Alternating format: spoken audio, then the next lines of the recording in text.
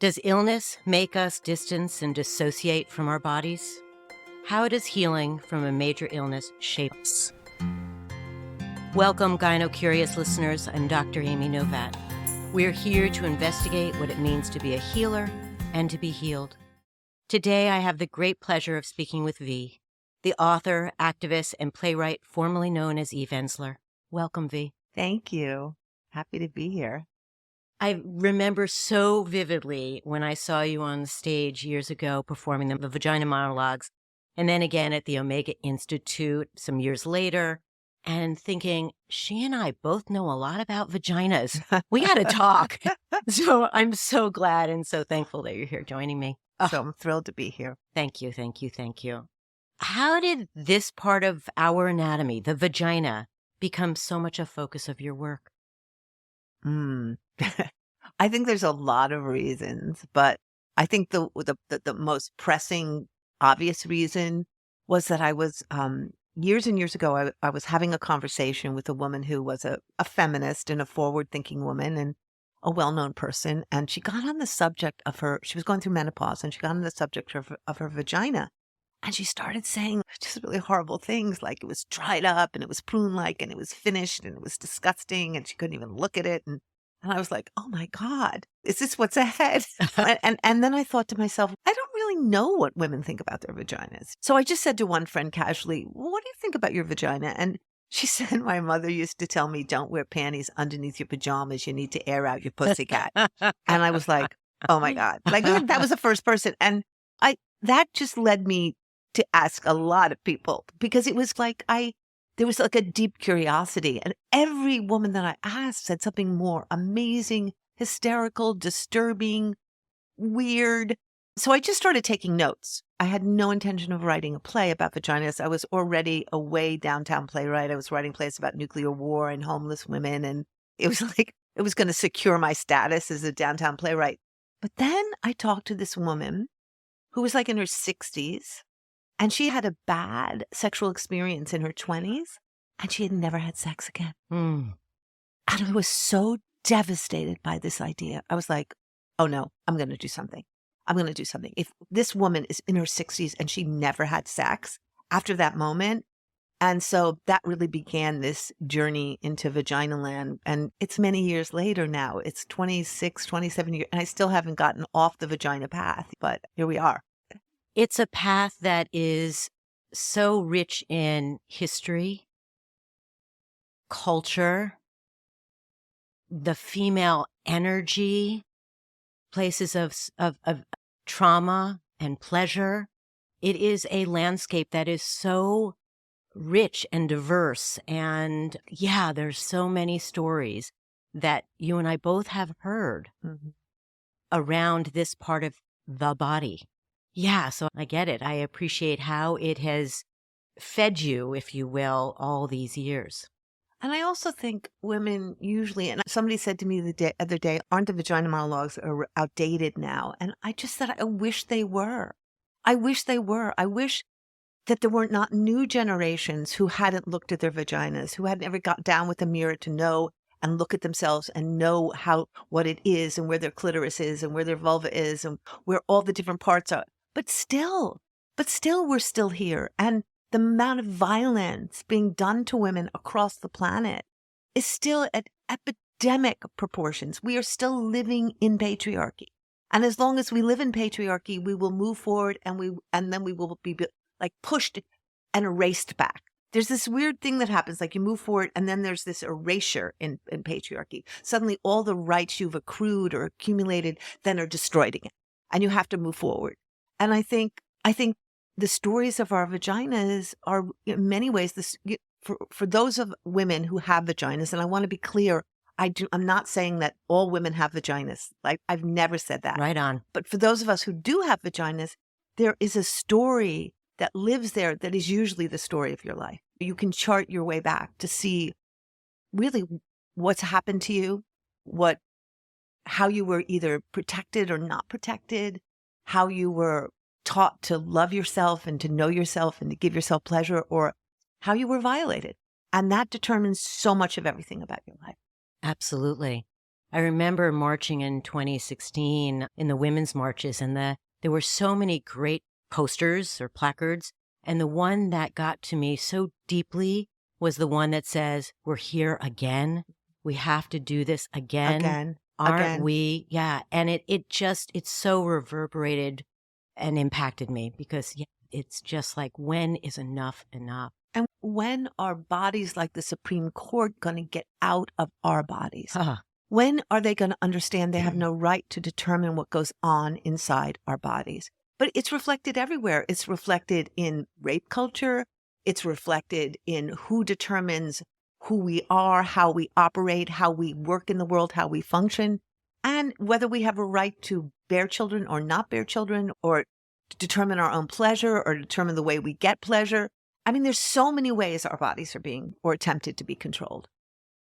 I have a very strong memory of my first night on call when I was an intern, and I was asked to assist one of the attendings he was going to help a woman deliver her baby.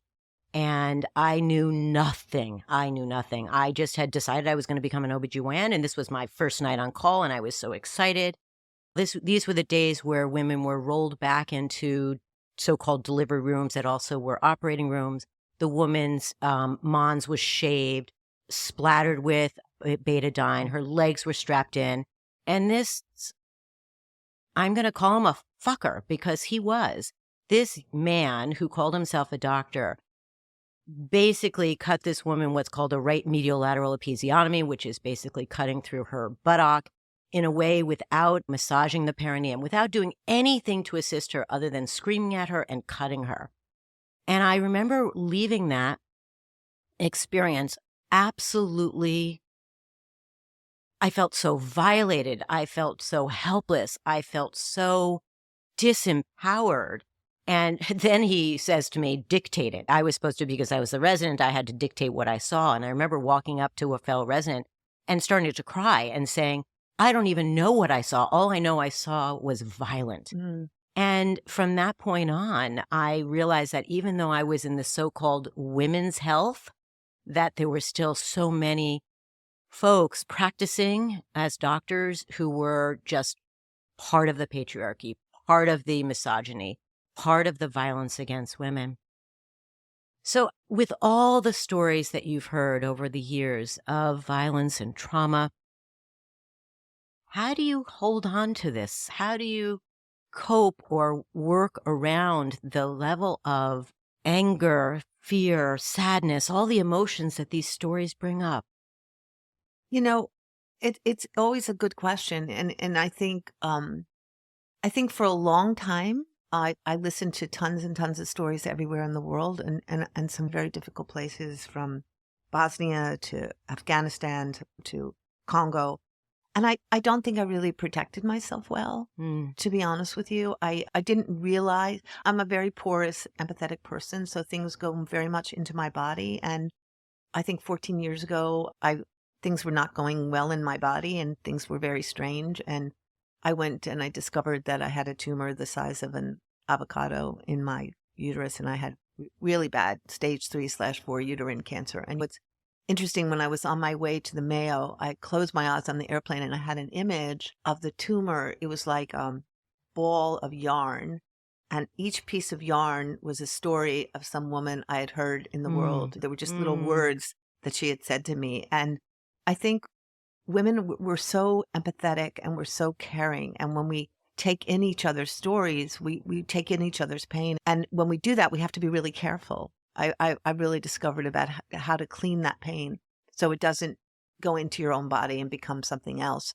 But I also feel like I've had, writing and art and theater has been a way of transforming that pain and turning that pain into poetry, or turning that pain into drama, or turning that pain into something that can go back to people and hopefully inspire people to believe that they matter, believe that their stories are speakable, and that we need to hear their stories, and that everybody's story matters, and that none of us should be living in that silence and isolation, which is what really does make us sick. Mm. And then the other thing is nature, is just giving everything over to the trees and to the birds and to water into the sky. And, I think nature has such a beautiful way of composting our suffering and turning it into whatever it needs to turn it into. But I think hearing and being part of receiving of people's stories is a sacred process.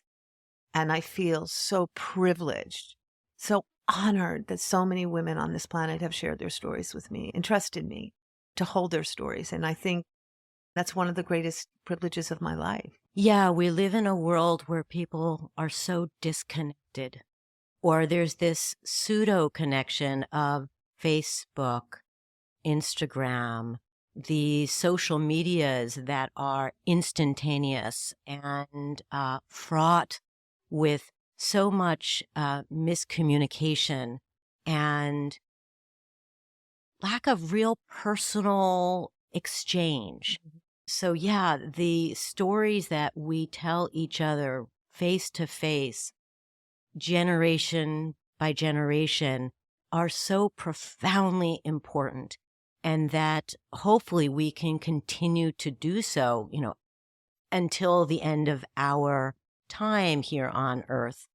And hopefully Earth will be able to continue to share her stories with the trees and the fungi. And I truly believe they are storytellers too. They will survive us, which is a blessing. Yeah, it's interesting because you've spoken in the past about the kind of the dissociation you had with your body for so many years because of your own personal trauma and abuse. And then you wrote, cancer exploded the wall of my disconnection. And I think you just explained, I was going to ask, what do you mean by this? But I think you just explained it. But perhaps you can go further. Yeah, I want to also address what you were saying about us being isolated. The Surgeon General just came out a few days ago saying that the biggest health crisis we have in this country is loneliness. And for the government to be talking about loneliness, you know how severe it has to be. I think the end stage of capitalism and neoliberalism is this heightened, extreme, diabolical individualism, competition, a sense that you're never enough. Pull yourself up by your bootstraps. You don't need anybody else. And I feel like we're at the height of that right now. And then we had this pandemic that enforced people being locked in and got people out of the habit of stretching the social muscle where we're in community with each other so that people aren't going out the way they used to, aren't being in community the way they used to. And all of this is making people very ill. Yeah. Because we don't know ourselves outside of community. We are lost without someone looking at us and go, like I said to my friend the other day, God, your ass looks good today. And she was like, oh my God, no one says that to me ever. And she just walked around for a half an hour going, I got a nice ass. It's if somebody isn't reminding you of who you are in your existence, it's like attachment, right? And getting to your second point, I think for me, being a survivor of enormous abuse, my father sexually abused me from the time I was 5 until I was 10. And then when he, I think, was found out about that, then he proceeded to physically abuse and almost murder me for the next years to prove that he didn't have those feelings towards me. So many ways, I was an outcome of violence. Like I was a consequence of violence. And from the very, very early point in my life, when he first invaded me, I left my body. I separated from myself because it was a landscape of betrayal. It was a landscape of confusion. It was a landscape where I betrayed my mother by allowing him to do what he did. It was a landscape where it was very complicated because it felt good for my father to love me and I knew it was wrong. There was so much in that landscape that was unbearable that I just exited. And I think I allowed a lot to happen to my body in the years that followed because I wasn't in it. And it was only really and truly when I got diagnosed with stage 3/4 uterine cancer, I had a 9-hour operation. I woke up missing 7 organs and 70 nodes. I had bags and things coming out all over my body. But you know what? I was a body. I was in a body. It was the first time I was like, I was a body. And that began this amazing journey of embodiment where for all the months, which was about 9 months of the operation and then a terrible infection where I lost so much weight and then chemo and then every single bit of that, I just was entering myself, entering and just being inside this body. And that in turn began to reconnect me to the earth. Mm. Because I'd always lived in the city. I'd always been afraid of trees. I'd always been afraid of nature. And as I became more in my own body, I became connected to the body of the earth, in the body of the world.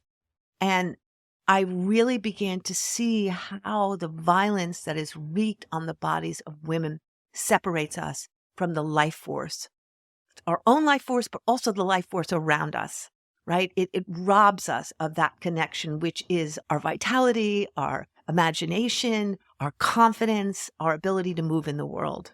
Yeah. I just had a recollection of a piece of art, and I'm sorry to our audience, I don't remember the name of the artist, but it's this beautiful image of this beautiful woman, long flowing hair, and rather than legs, her bottom are roots into the earth.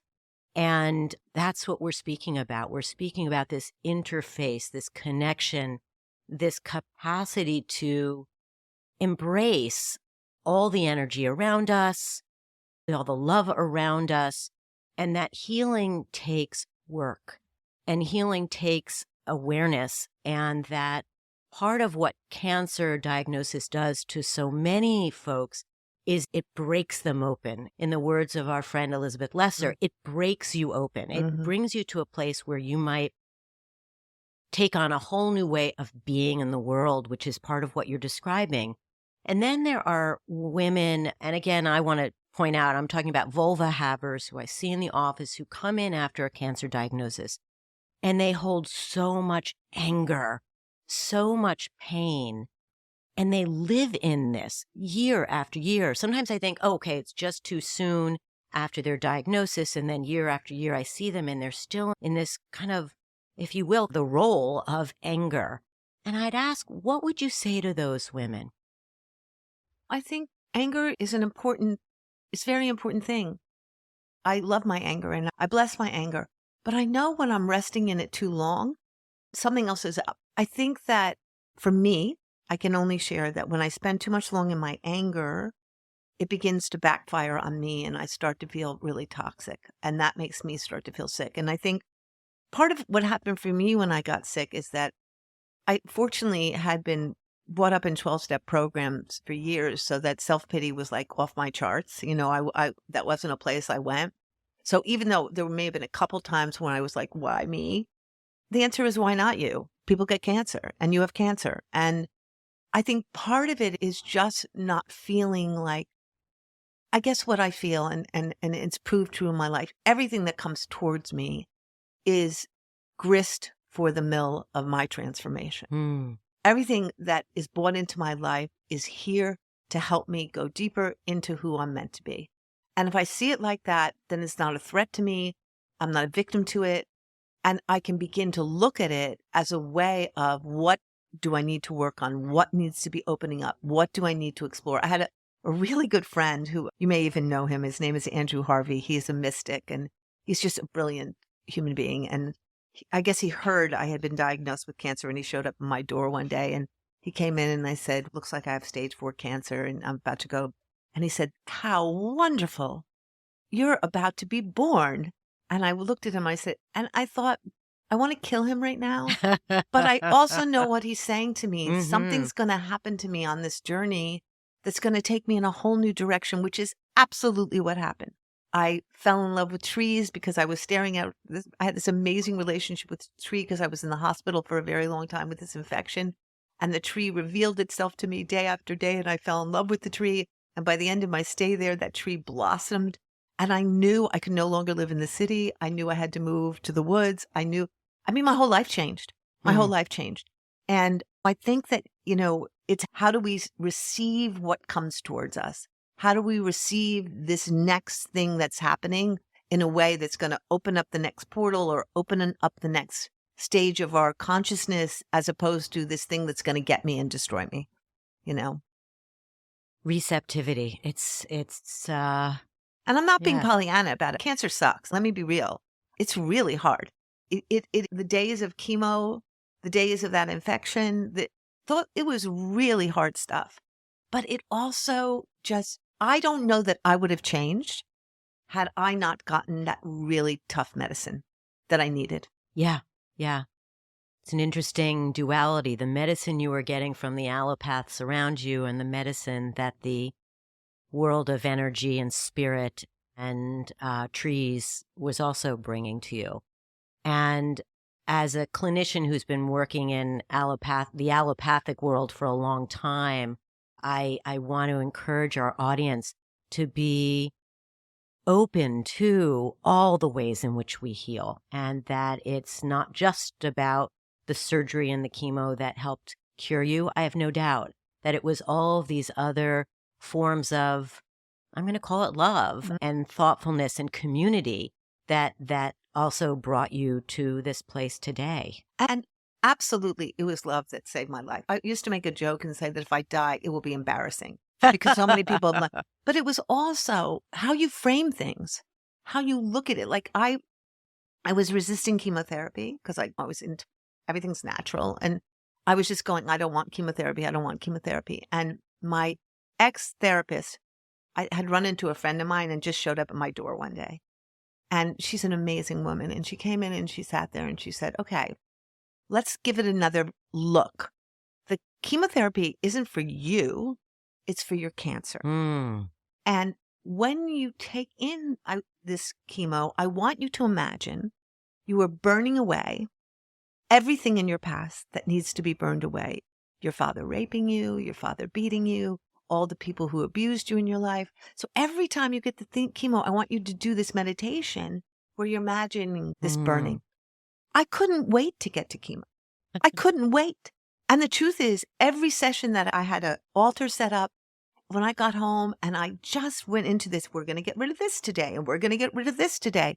And I'm telling you, by the end of it, so much of what in my past was toxic was burned away. And it's never come back. So chemo's a very shamanic process. You're actually taking poison. And my chemo was actually made of yew trees. So I literally was taking in trees to burn away.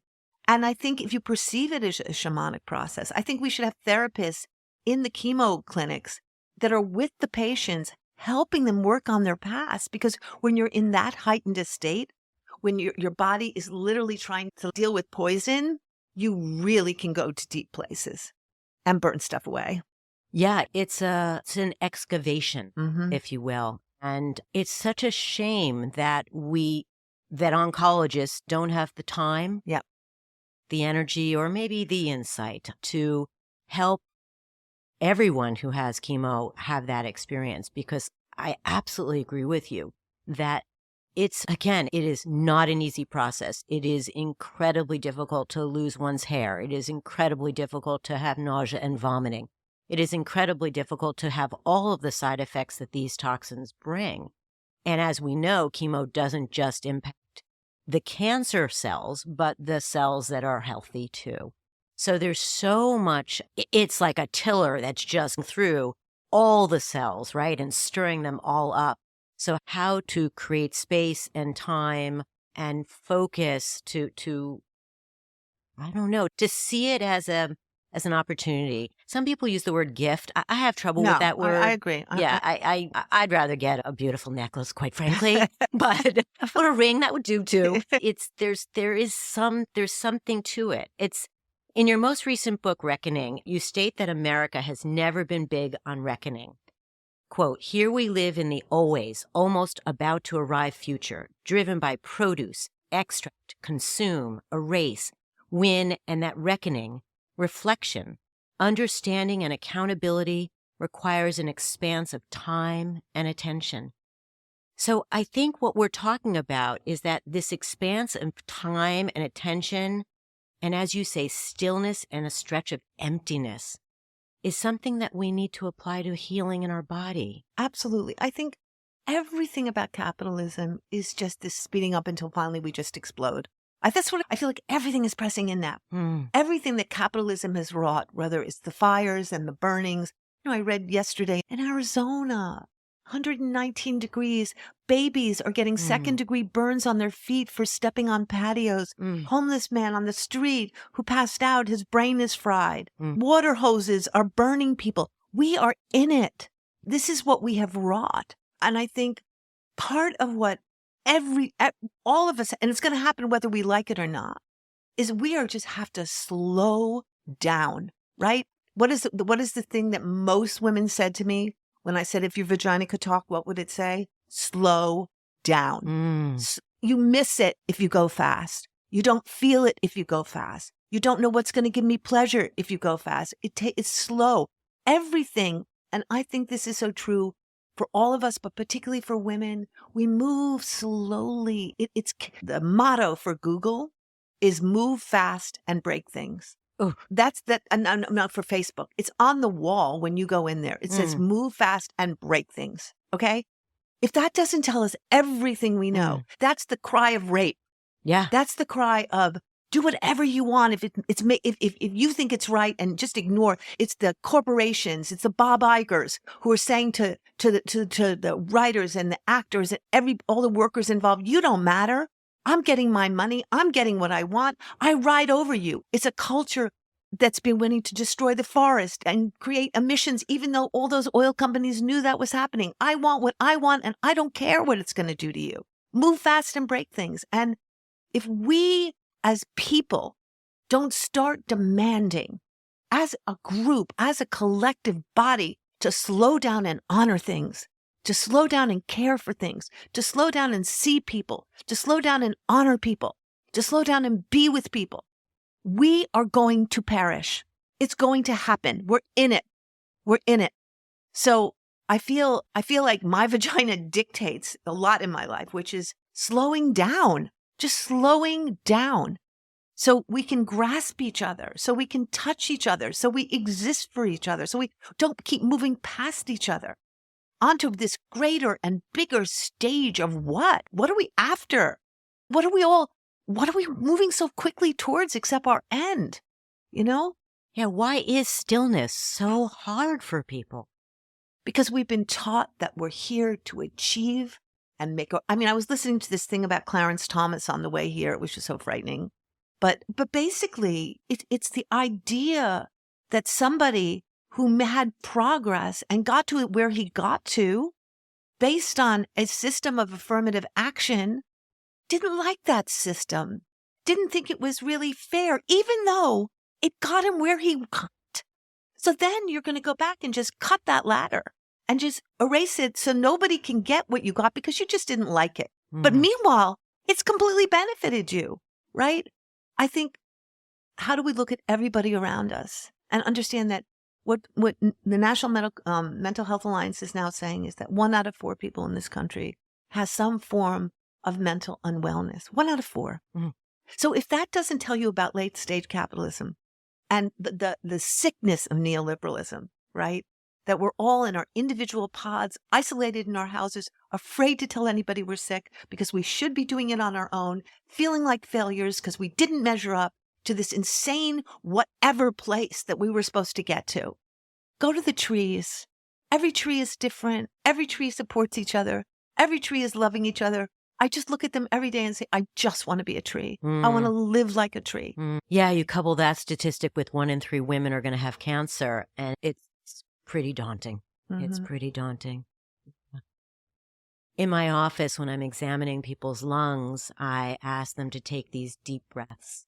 And as I move the stethoscope, I feel and hear and experience the breath getting deeper and deeper. And then when I move the stethoscope to the heart, I usually say, okay, now you can breathe normally. And I'm telling you, every single person I examine can't stop the deep breathing. And I know why, because it feels so good. And that we are panting our way through life. Yeah. And that when we're finally given the stillness, the spaciousness, the opportunity to just breathe, oh my gosh, it's delicious. What did the diagnosis of cancer do to your understanding of breath?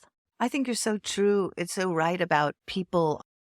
was just thinking how many people live in fear. Mm. How many transgender people live in fear every day of something happening to them for choosing to dress and look and be who they are? How many Black people walk around this country feeling at any moment they can be shot or hurt or degraded? How many women are afraid to go to so many places at different parts of the day? So that absolutely, we can just go down the list of the story of terror that is operating inside us for various reasons. And I think that takes our breath away, right? I think one of the things that was so interesting about that period of COVID, and I write about it in Reckoning, was just the breathlessness. We had George Floyd with those horrible, diabolical 9 minutes with a knee on his throat. We had COVID where literally people were not breathing and stopping breathing. We had the fires where those birds, remember the birds were just falling from the sky because they have actually a very expert breathing system. And that was working to kill them because they were inhaling the smoke and just falling in thousands. And I think it was just a period of breathlessness, of where all these ways of not breathing came together. I think what cancer taught me is like, I cannot live at a level of stress anymore. And I will go as far to say we will come in years to come to call trauma and stress cancer. We will not call it cancer anymore. I know as sure as I know anything that trauma and stress are what gave me cancer. Because I can feel in my body now when I start to get into that kind of stress that everything begins to operate in a totally wrong way.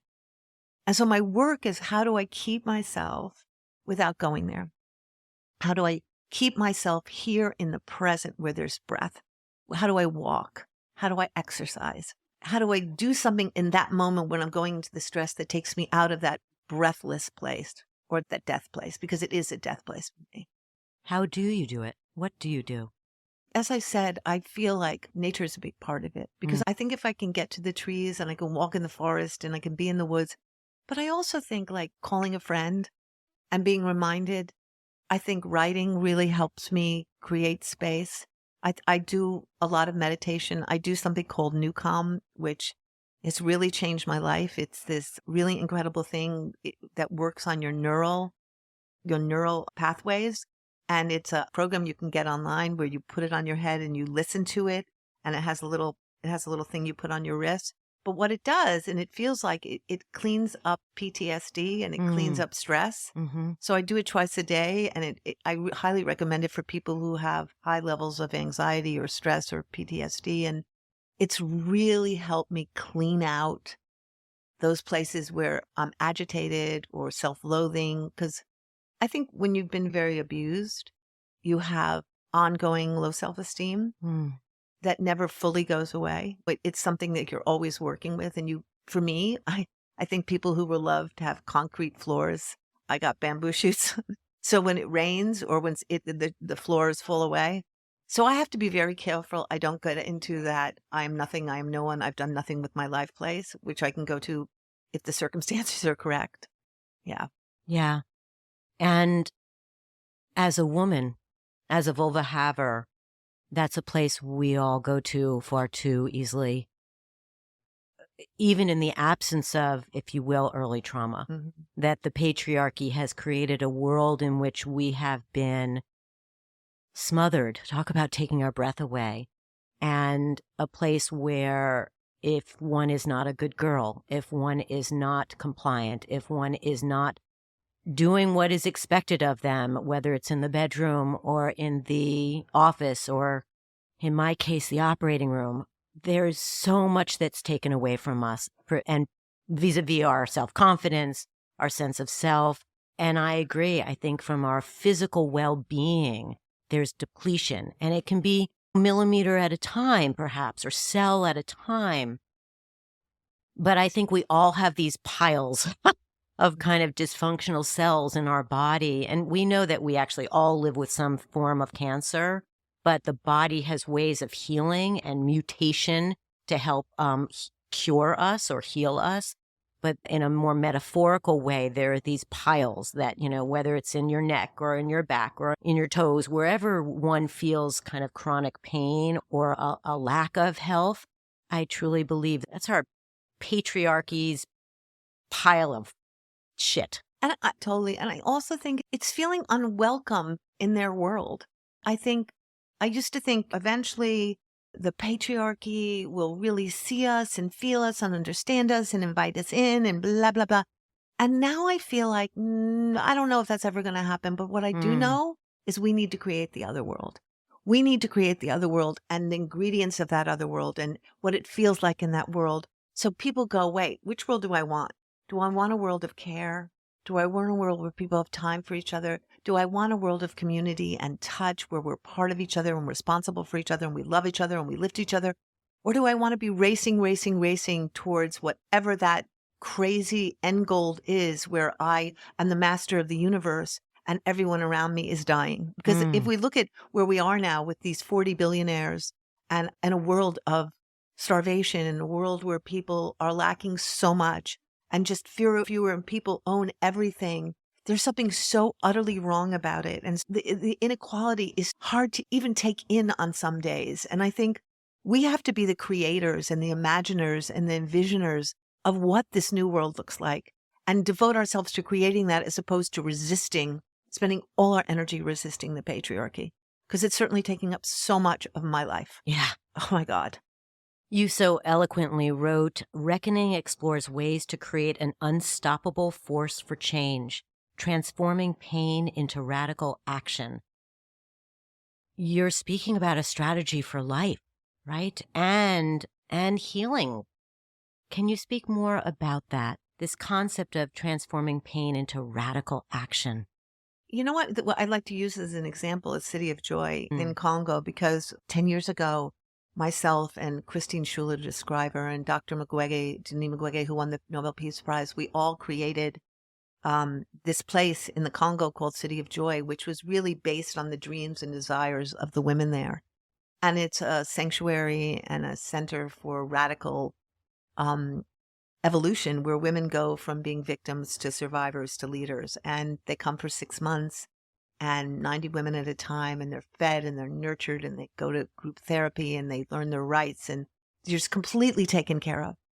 And they come truly broken. Many of them are in dire poverty. Many of them, all of them have suffered most have suffered multiple rapes and abuse.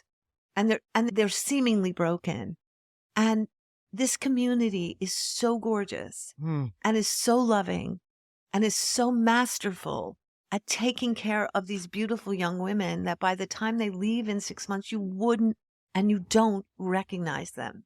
And they are launched into the world and back to their communities to then help their communities and serve and lift their communities. And I think for me, it's such a perfect example of turning pain into power, into radical action, because we see over and over, we're close to graduating 2,000 women now, and they're doing amazing things in their community and they're changing their communities.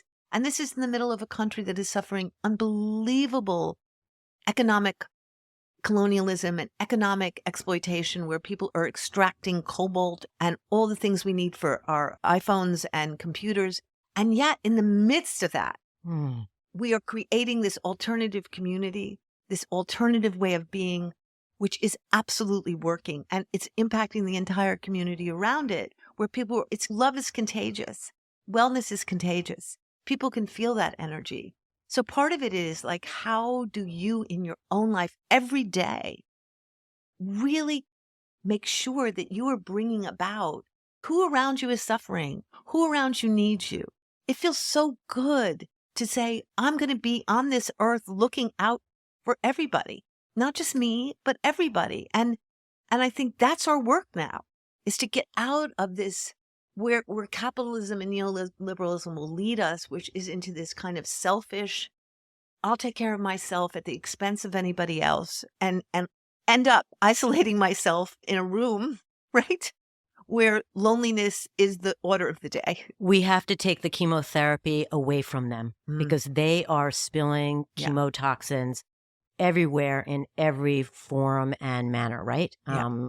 Again, metaphorically, but the opportunity to turn on and off the spigot of water, of love, of food, of access, of equity, of respect, of moral judgment, scruples, etc. How do we encourage women in particular to have more self-love? Because there's been so much injury to those who have vulva and live in the world. I think it's all about community, because I think when you're in community, you get reflected back to by other people who let you know that you're on the right track, who validate and who remind you and mirror to you that what you know is real and what you feel is real and what you desire is okay. I think so much of my life has been, somebody gave me a really funny t-shirt for my birthday, which says, "I'm a trigger." And I really love it because I think that triggers are invitations. They're invitations. Like when something is triggering me, I need to go deeply to find out what's in there. And I think when we're in friendship and we're in solidarity, we can examine all those things in a way where we can say, okay, what about this is making me uncomfortable? Why? I started this new project that I'm working on with mental health. And the first few weeks I was very blocked and everything was triggering me. And then I just had to stop and go, what's going on? And I went really deeply and I found it. And I was like, wow, okay, I need to work on this now. I have avoided this my whole life. I need to go here. I need to deal with this now. And I think when we're in community, we encourage each other to keep cleaning out the places that need to get cleaned out, to keep going deeper into our consciousness so that we can be more of service and less self-occupied and less obsessed with ourselves, but more able to say, how can I help you? How can I be here for you? How can I serve you? What can we do? And that nothing feels better than that. What is going to make you feel better? If I look at City of Joy and I see it's just the holiest place I've ever been to in the world. The work of sacred work of love and transformation is going on every minute in that place. And I was a part of that. Yeah. What's going to make me feel better than that? A pocketbook? Yeah. What's going to make me feel better? So part of it is we have to learn what makes us feel good. And capitalism tells us that consuming and buying and accessing, if it makes you feel good for a minute, or when you wear the outfit and you're like, okay, don't I have a great outfit? And then everyone's like, nice. Then, okay, that was it. But when you serve, when you're in community, when you're in exchange, that is everlasting. That is everlasting. And part of it is really asking yourself and discovering in yourself what gives you pleasure, what brings you bliss, what brings you happiness. And don't sign up for what they're telling you. Because actually, as Terence McKenna said brilliantly, the culture is not our friend. Yeah, yeah. What you're speaking to also is that the pain is universal. Struggling is universal. That the human experience brings us light and shadow. And the value of being able to say to someone, I'm experiencing this, and they say, me too. There is so much healing that goes on with that exchange, the knowledge that we're not alone. And as you've said, if the number one mental illness in this country is loneliness, oh my gosh. So we're in search of, rather than, when we're alone and we feel pain, we tend to take an Advil, or we tend to find some way to smother it, to keep it down. But when we're in community, that pain tends to be less about smothering and repressing, but more about excavating, pushing it out, sharing it, and then it's gone. And so whether it's with friendship groups or support groups, or just listening to a podcast where you hear that you are not alone in your life, in your life, both the joys and the challenges, is, I think, the conduit to health, is the conduit and path to healing.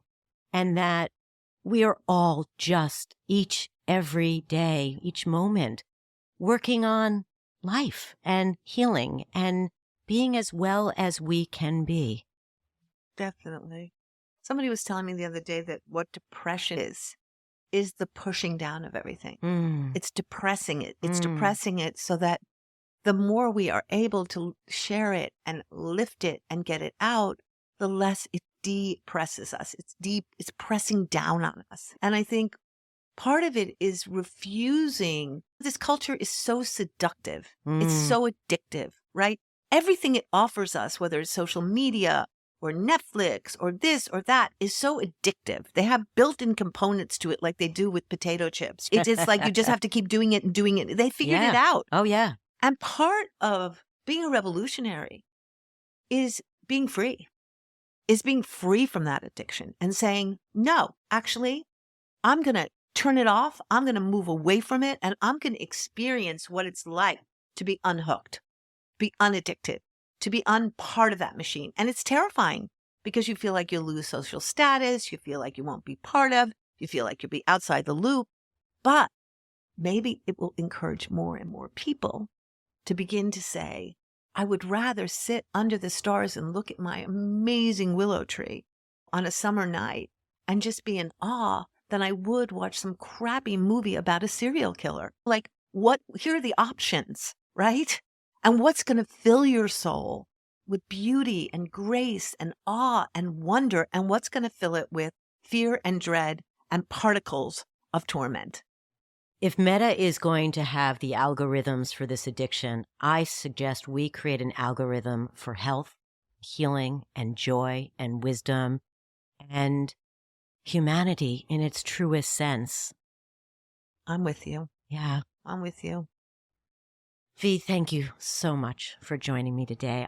I feel blessed by your wisdom, your courage, your strength, and your ongoing learning, and that none of us have reached a point where we know everything, and that hopefully we all spend our days and nights seeking out pleasure and joy and kinship and love.